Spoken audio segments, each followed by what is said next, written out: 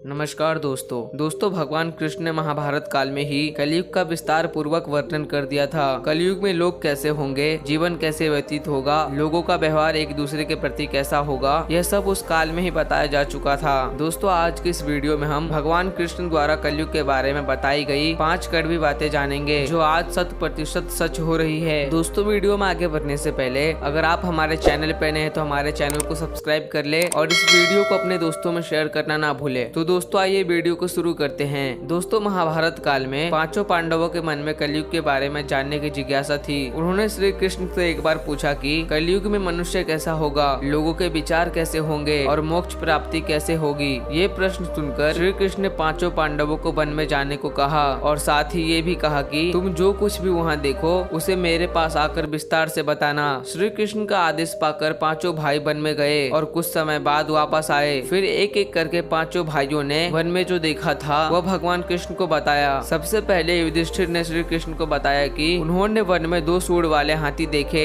तब कृष्ण ने कहा कि कलयुग में ऐसे लोग राज करेंगे जो बोलेंगे कुछ और करेंगे कुछ और। ये लोग दोनों ओर से शोषण करेंगे। इसके बाद भीम ने बताया कि उसने वन में देखा कि एक गाय अपने बच्चे को इतना चाट रही थी कि उस बच्चे का खून निकलने लगा। तब श्री कृष्ण ने इसका अर्थ बताया कि कलयुग का मनुष्य अपने बच्चों से इतना आस्तिक होगा कि ऐसी ममता के कारण बच्चों का विकास ही रुक जाएगा। यदि किसी का पुत्र साधु बना तो सब उसके दर्शन करेंगे, परंतु यदि स्वयं का पुत्र साधु बना तो माता पिता दुखी हो जाएंगे। मेरा पुत्र किस राह पर चला गया। कलयुग में लोग बच्चे को मोह माया और परिवार में ही बांध कर रखेंगे। इस तरह उसका जीवन वही नष्ट हो जाएगा। फिर कृष्ण ने कहा कि तुम्हारे पुत्र तुम्हारे नहीं बल्कि तुम्हारे पत्नियों की अमानत है और पुत्रियां तुम्हारी अमानत है। यह शरीर मृत्यु की अमानत है और आत्मा परमात्मा की अमानत है। इसी तरह भीमसेन के बाद अर्जुन ने बताया कि उसने एक पक्षी को देखा जिसके पंख पर वेदों की रुचाई लिखी हुई थी, परंतु वो एक मनुष्य का मांस खा रहा था। यह देखकर मैं हैरान हो गया। तब श्री कृष्ण ने बताया कि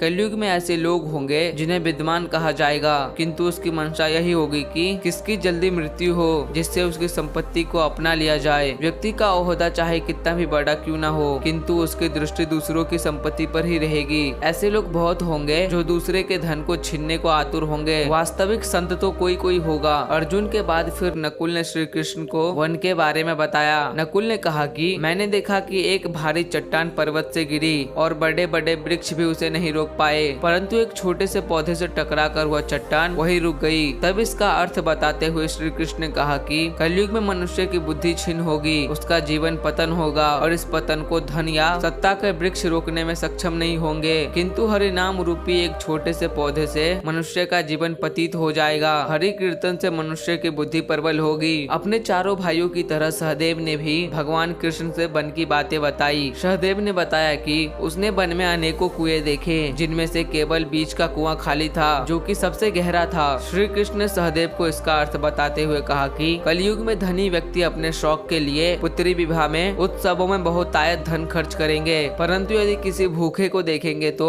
उसकी सहायता करने में किसी की रुचि नहीं होगी। इंद्रियों की संतुष्टि, मदिरा पान, मांस भक्षण और व्यसन में धन खर्च किए जाएंगे। जो लोग ऐसी आदतों से दूर होंगे उन पर कलयुग का नहीं बल्कि परमात्मा का प्रभाव होगा। तो दोस्तों कलयुग के 5 कड़वे सत्य आपको कैसे लगे हमें कमेंट करके जरूर बताएं और ऐसे ही वीडियो देखने के लिए हमारे चैनल को सब्सक्राइब करना ना भूलें और इस वीडियो को अपने दोस्तों में शेयर जरूर कर दे।